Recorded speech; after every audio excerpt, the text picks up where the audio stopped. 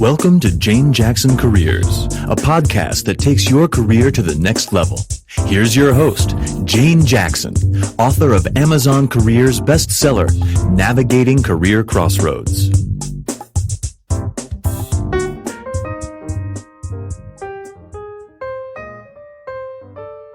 Welcome back to my Careers podcast, where I interview fascinating professionals who've made amazing career changes.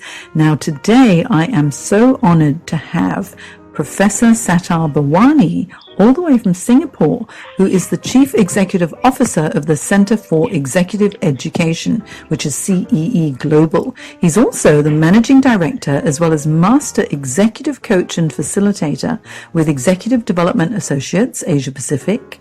Now, Sattar is the Adjunct Professor and member of the International Advisory Board of Curtin Graduate School of Business in Western Australia. He has over 30 years international business management experience, including 20 years in executive coaching and leadership development with global management consulting firms, including the Hay Group, Mercer, and DBM. Now, Sattar's work includes the professional development of women and ethnically diverse professionals and supports their growth as potential future leaders of their organizations. He is a fellow of the International Professional Managers Association, IPMA, and the Chartered Institute of Marketing. He's also a professional member of the Society of Human Resource Management and the Chartered Institute of Personnel and Development. He's a practicing member of the International Coach Federation and International Association of Coaching. So with that wonderful background, I am really happy to welcome Professor Sattar Bawany to the show. Hi Sattar, how are you?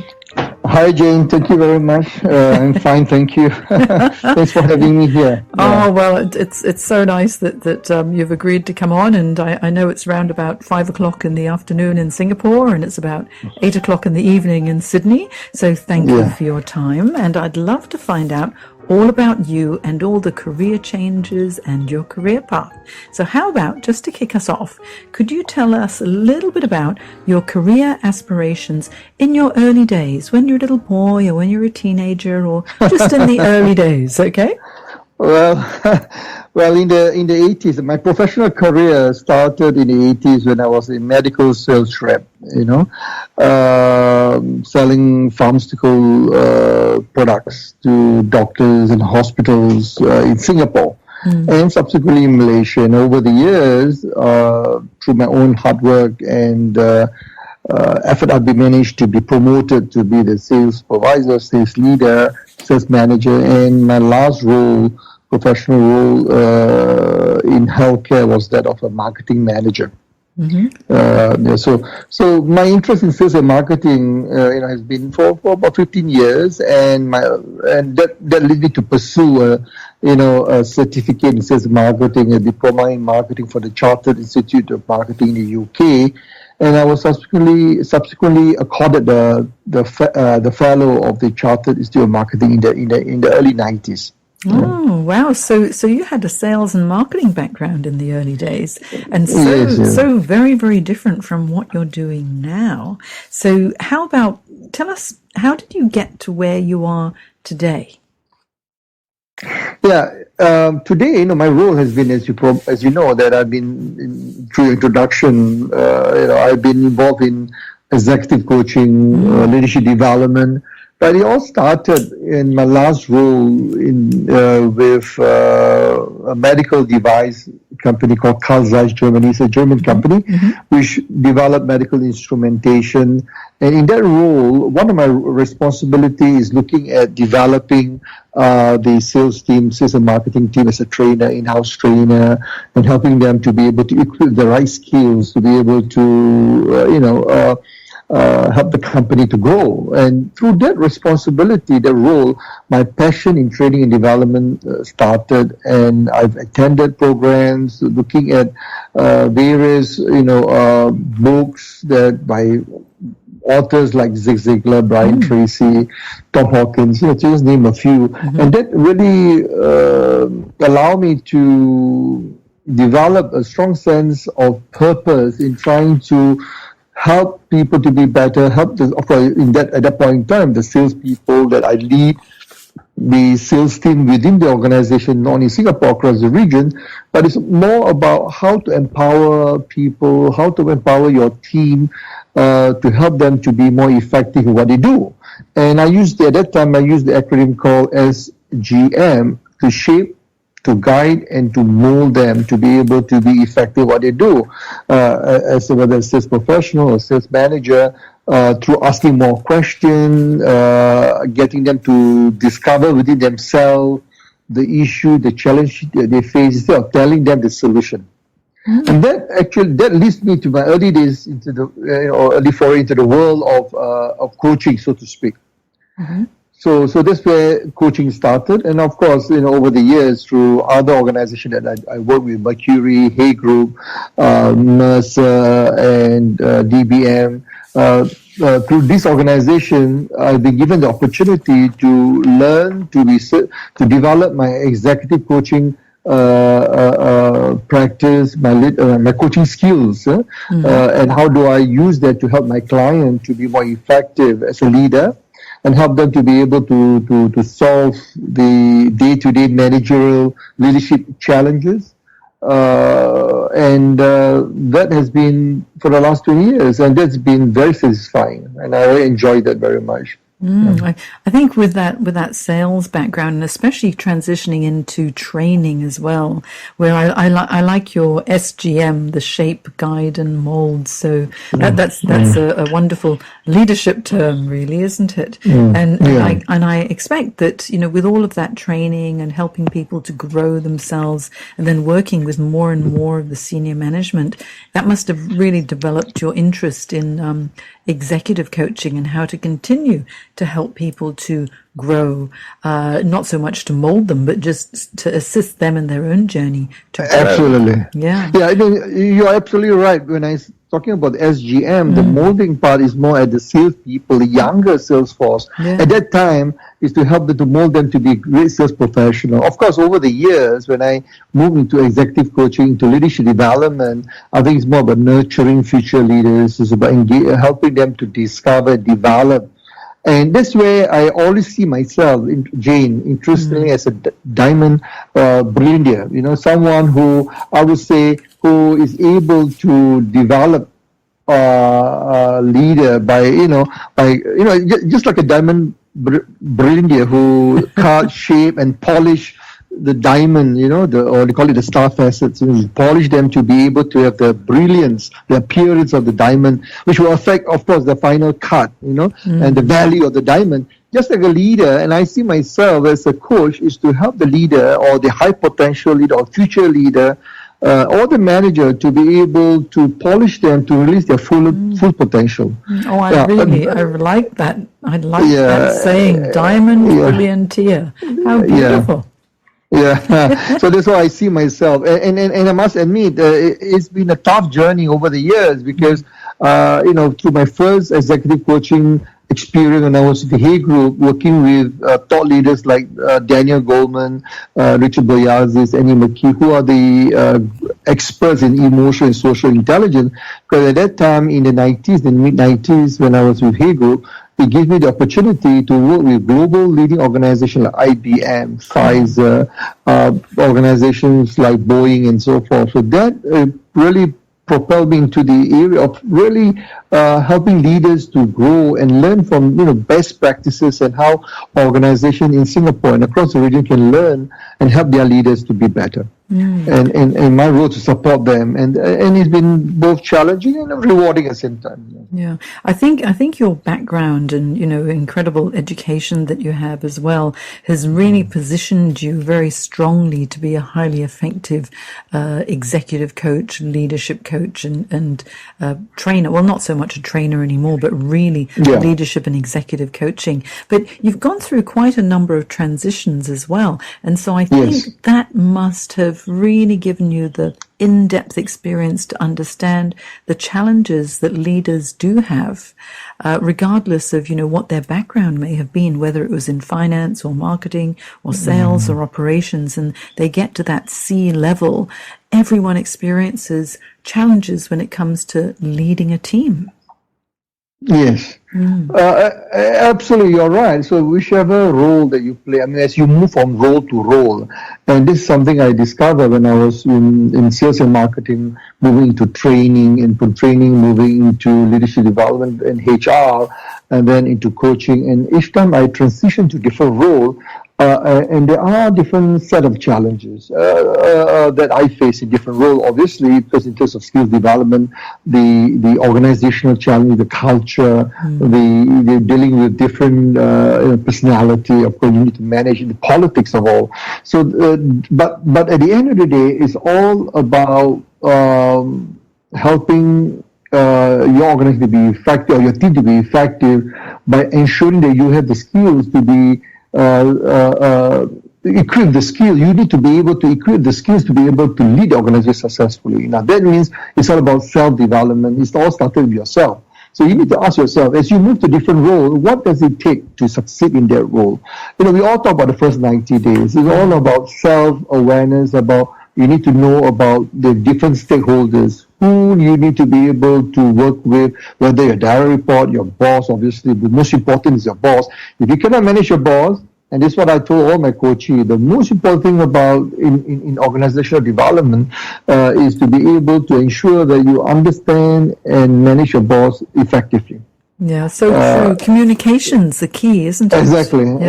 And then of course, besides your boss, your other stakeholders, including your peers, your direct report, and so forth. So you need to have a very good grounding as you move from one role. As I move, talking about myself, as I move from one role to another, I always ask 3 questions. Do I understand my boss very clearly? What are his expectations? Do I understand his style of communication? And what way do I need to flex or adapt to suit my boss way of working? That's very important. Second, and sometimes you have more than one boss. If you're in a matrix organization, you work with different bosses, so you need to make sure you identify all of them, whether direct or indirect, whether it's dotted line or whatever. Second, again, the other stakeholders, your peers, that you need to negotiate for resources, that you need to influence with the authority. These are the people you need to work with, and you don't have direct responsibility over them. And of course, your team, a little bit easier because you manage them, they are reporting to you, you can influence greatly. So these are the different group, and they start with you. You need to ask yourself, do I have it what it takes to do what is expected out of me? If no, what do I need to do differently? What do I need to learn, develop that learning mindset, the learning agility, and then be humble, to be able to ensure that you ask for help. And a lot of time, I do not have the answers. I learn, I ask for help, be humble, and this is how you grow professionally. Yeah, I mean, you've coached many people I know, different leaders from CEOs, senior vice presidents, high potential managers. But then what advice might you give to someone who is on the track to COO or CEO or CFO, and they're on the way up? If they've got multiple managers with multiple communication styles and different expectations, how do you coach them to handle all the different personalities?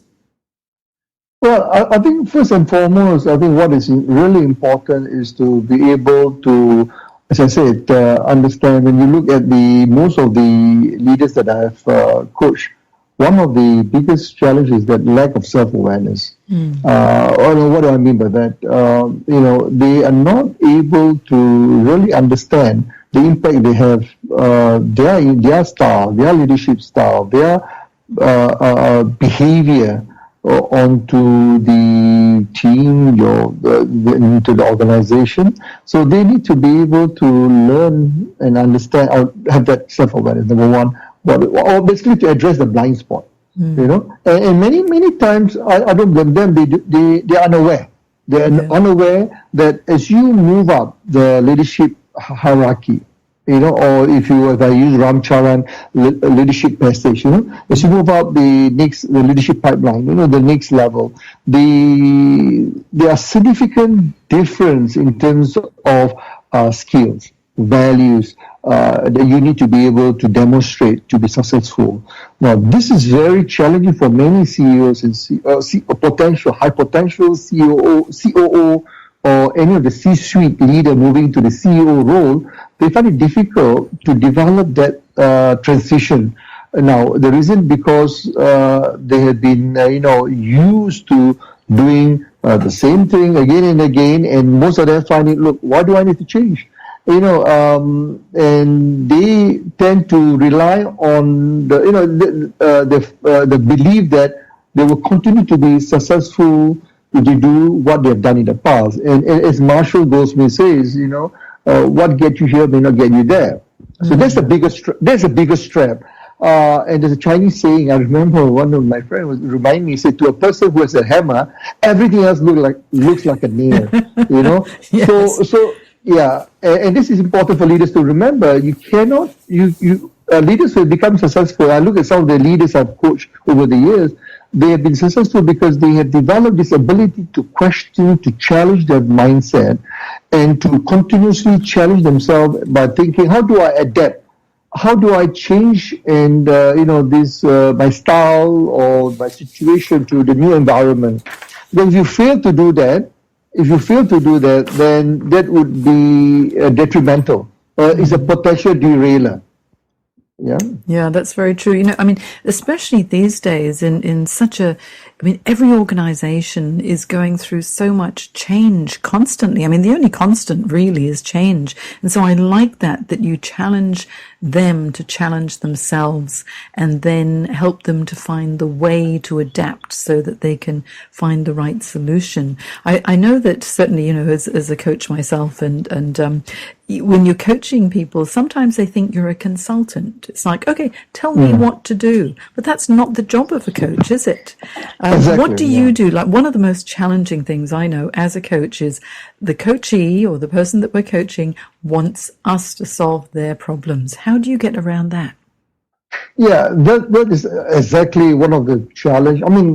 A coachee who consistently expect you to solve the problem. So this is what I do in the beginning. The first meeting when I have a chemistry, we call it a chemistry session, where we have the opportunity to sit with the coachee to understand their challenge, and for us is to assess the coachability of the coachee. And from the HR and the coachee person the coachee is the person that you're coaching, and from the coachee perspective is about to assess whether he or she wants to work with you. Do you have chemistry? Hence the name, the chemistry session comes about. So, but for me is to assess the coachability, and this is where sometimes one of the things that the belief, the mindset, the mental model of this coachee is that the coach role is to provide all the solution, all the answers, which is what a consultant does. So I from the onset, I help them to understand, what does a coach do? What's my role? What's their role?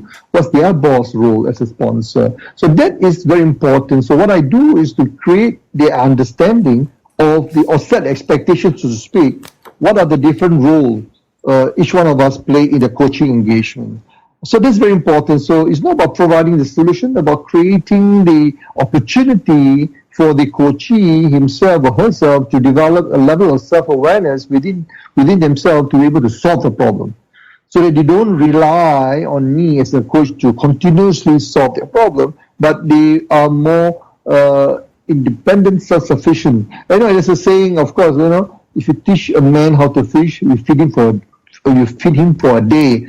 If you teach him how to fish, you'll feed him for a lifetime. So this is about empowering and helping the individual to discover within themselves how to do it by themselves. Yeah, and you know what? One of the most exciting moments or most rewarding moments for me is when you see that sudden aha moment, and you see this little flash of like inspiration in their eyes, when it's like, of course, I knew how to do this all along. But then it's the coaching that's drawn it out. Now, I can sense your passion and commitment to this coaching, Sattar, and I know personally that you're an excellent executive coach. What would you say is the most rewarding aspect of your role? Well, I think the most rewarding when they come back to me, the coachee come back to me, or the CEO, if the coachee report to the CEO, they will personally feedback to me, look, I've seen a dramatic improvement.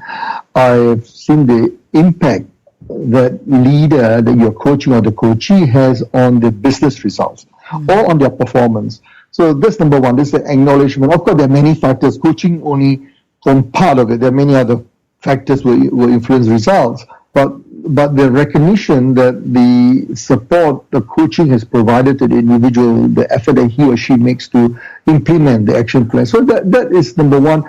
I feel, most satisfying, and I see how they grow. Now, for most of the coaching over the 20 years, perhaps the last 10 years has been most rewarding in the sense that I work with mostly high potentials and C-suite who have been identified to take on leadership role. In other words, how do I groom these people? So most of them have been successful, assuming a leadership, CEO or COO, or even move on to be chairman of the board of organization. And what I have found satisfying when they come back to me is, look, it really makes a difference. I've learned so much. I've used those skills that you have helped me, and it doesn't only help me professionally, especially in the area of emotional and social intelligence. It also helped me personally at my home, my family, dealing with my spouse, my children, my parents, my siblings. That is most satisfying when it tells you that they are better person, they're better individuals, not only better leader, but it makes them better parent, better father, better mother. So brother, son, daughters and so forth. So that gives me great satisfaction, and you see them transform and bloom, grow. And irrespective of whatever age, and some of my coaches are in the 60s and some in the 70s who, over the years, they've never been given the opportunity, and then they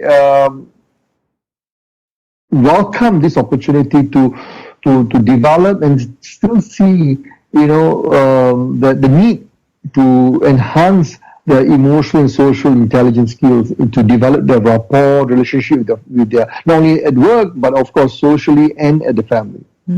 Coaching benefits in so many ways, and Sattar, your passion comes through so strongly. Now, tell me, as the Chief Executive Officer yourself of the Center for Executive Education, tell me about the Center for Executive Coaching and all of your plans for 2017. Yeah, well, a Center for Executive Education is a consortium of companies across the world that we come together to provide end-to-end solution to help our client to equip their next generation leaders or next gen leaders to be able to meet the challenges in the VUCA world. So that is the purpose. We have a very specific purpose, mission to help next generation of leaders. Now, Sattar, I need to ask you now, because not everybody who's listening will know what a VUCA world is. So VUCA, talk us through that. Yeah, sure. VUCA stands for volatility, uncertainty, complexity, ambiguity, the state of the world today, that from the impact on business is phenomenal. If you look at the election of Donald Trump, you look at Brexit, these are black swan events, which we never expect to happen. So this is, very challenging times.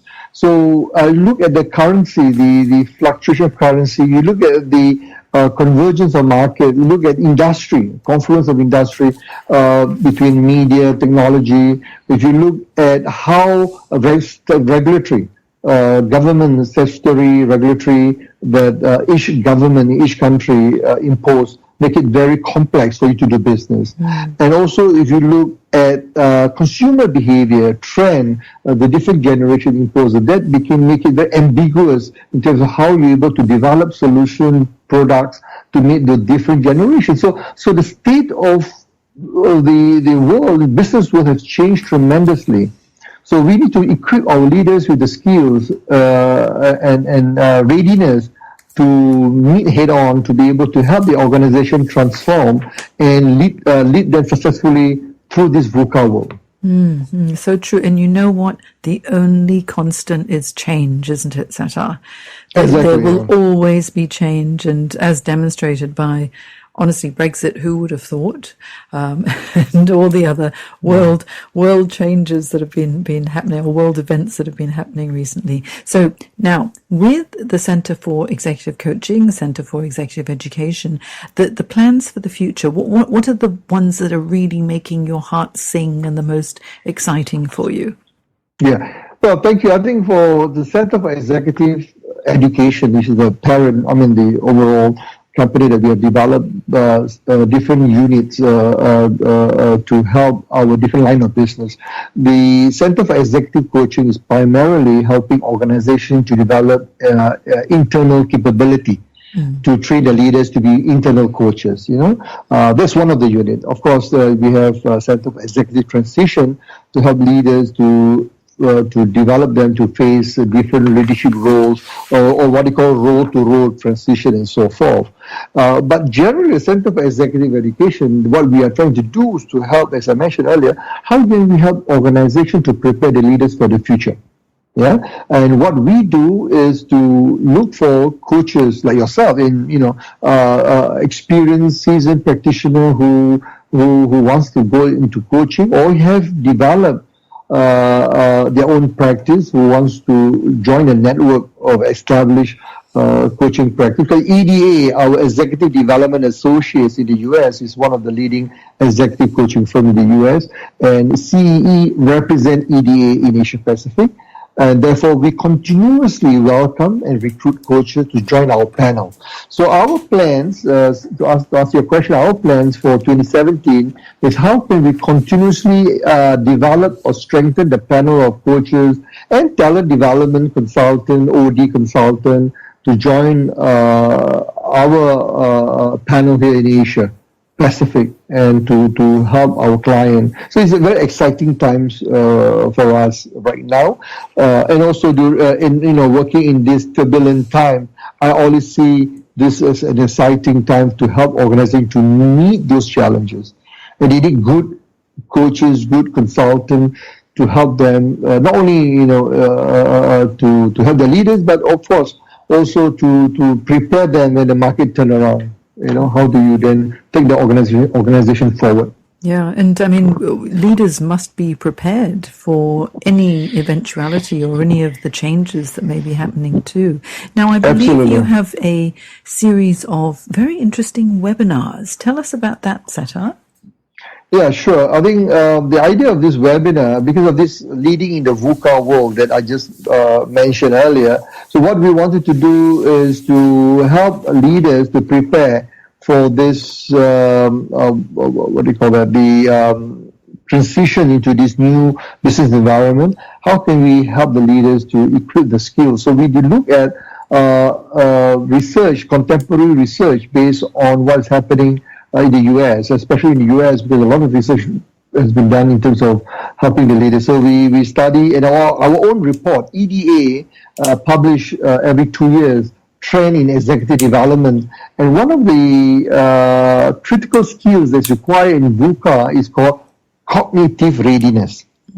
Cognitive readiness is a set of skills which combine both the mental agility or cognitive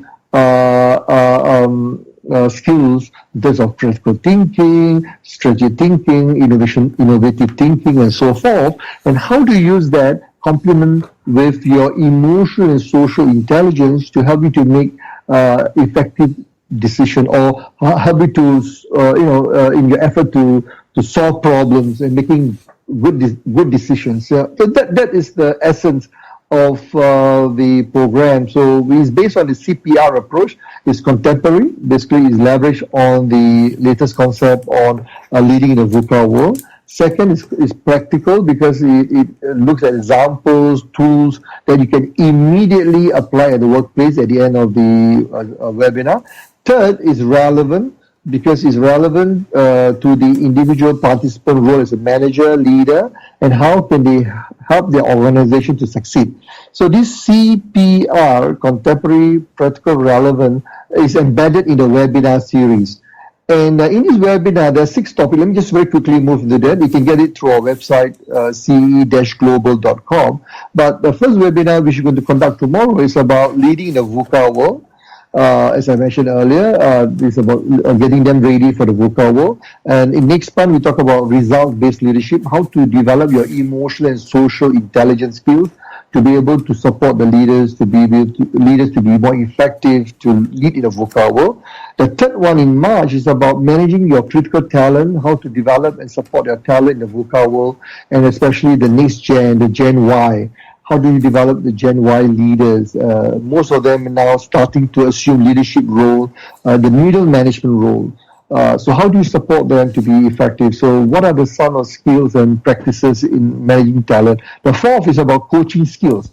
How can you equip your leader with the coaching skills to help them to lead their team more effectively? As one of the leadership style of that's effective by Daniel Goleman is what we call leadership style of managerial leadership style of coaching to be more effective. And then number 5 is in May, we talk about inspiring your multi-generational workforce is Gen Y and Gen Z.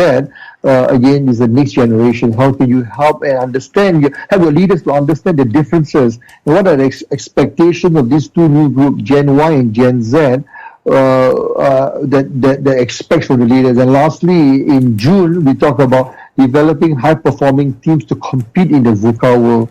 What are some of the competency skills that in the team that you need to develop a high-performing team using what I call the SCORE model that we have developed to succeed in the VUCA world. So sorry, it takes a bit long. So these are the 6 webinars. As I said, the details can be found in our website. And Sattar, what I'll do is I'll have the links in my show notes on janejacksoncoach.com so people can hop over there and click straight through it and find out more about it, because leading in a VUCA world it's such an essential skill to be able to develop in order to be able to stay ahead of the game as well, and also to understand the upcoming generations and the way that is the best way to lead them in order to develop their full capabilities. So now, Sattar, what are your top 3 tips for success before we must leave you, because I'm sure it's coming up for time for dinner in Singapore now. So top 3 tips for success. Well, I thank you, Jane. I think as I mentioned earlier, to recap, I think the 3 things that I would strongly recommend everyone, including leaders who are going for transition and for everyone generally, the ability to develop agility, learning agility, learn, unlearn, relearn, to always question and challenge yourself to develop new skills and knowledge. That is very important. I think this is something where we need to learn. Of course, the Gen Y find it easier. But they are used to living on technology, and they can be able to learn any time on the go. So that's number 1. Be agile and continue to develop yourself. Second is, as I mentioned earlier, is about, because we are living in the VUCA world, we need to develop effective cognitive readiness skills. What do I mean by that? You need to learn about, most of us have the ability to develop critical thinking. That's good. Strategy thinking, innovative thinking, those are great, or lateral thinking. But what is important, you need to combine that with a very high level of emotional and social intelligence, self-management, self-control, about how do you, self-awareness, about your own strength, your areas of development, and also how do you leverage on social relationship management. So that's very important to learn. And one book that I recommend is Working the Emotional Intelligence by Daniel Goleman. It's a very powerful book. And there are many Harvard Business Review articles on emotional intelligence by Daniel Goleman. And pick up any books on emotional social intelligence. Third, I think the other tips I will recommend is you need to continuously develop a sense of humility by asking yourself. It doesn't mean you need to know everything. There are times when even me as an executive coach, I may not have the answers, and I always tell, or as a consultant, I may not have the answers, or as a coach, and I always tell the leaders that you need to be able to be humble enough to ask for help. Even for myself, there are situations where I come to my son, who is a Gen Y, who is able to provide insights into issues regarding technology, into what is happening in the real, the social media, for example. So sometimes we need to be able to ask for help, be brave enough to ask for help, and learn and keep an open mind. And you'll be surprised what we can learn from the younger generation. Yeah, wise words, Sattar. Very wise words. Be agile, continuously reinvent and develop yourself, develop cognitive readiness skills, and develop humility. Humility is so important. No matter how amazing one becomes as a leader, that humility is what keeps you authentic, isn't it? Absolutely. So what I'll do is on my website, JaneJacksonCoach.com, in the show notes for this podcast, I'll have all of the links to CEE Global, as well as, the link to CEE Global on LinkedIn. And I think this whole series of webinars are a must attend, leading in a VUCA world. So certainly all of the links via ceeglobal.com will be there. And I have to say thank you so much for your time, Sattar. I've known you for the past 16, 17 years now, and I've always been so impressed, because you as a leader and a manager have been just really inspiring to me as well. So thank you so much, and we'll have to have you come back on the show, I'd say in June, after your series of amazing webinars, and tell me how they all went. Yeah, sure. Thank you very much for having me here, Jane. Thank you for this opportunity, and I hope and I'm open to be engaged, and any of your audience want to find out more information that I can share. This is very important sharing. And I must congratulate you, and I've been through some of your podcast interviews. I think it's a commendable effort for you to be able to get impressive speakers, impressive guests on your podcast interview series, and the effort that you're doing to share and for us to learn from one another. That's commendable. And I really appreciate this opportunity. Thank you very much. Oh, you're welcome, Sattar. And let me tell you, the biggest benefit is I'm having a lot of fun. It is so good to talk to people like you, and that's what makes the world go round. Yeah, that's very important. Thank you. Well, we'll talk to you again soon. Bye, Sattar.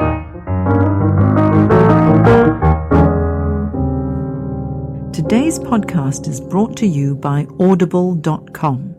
You can get a free audiobook download and free 30-day trial at audibletrial.com/Jane Jackson Careers. There are over 180,000 book titles to choose, so give it a go and get your free audiobook today from audibletrial.com/Jane Jackson Careers. You've been listening to Jane Jackson Careers. Sign up to receive regular career advice at 𝐂𝐿𝐴𝐿𝐿.com.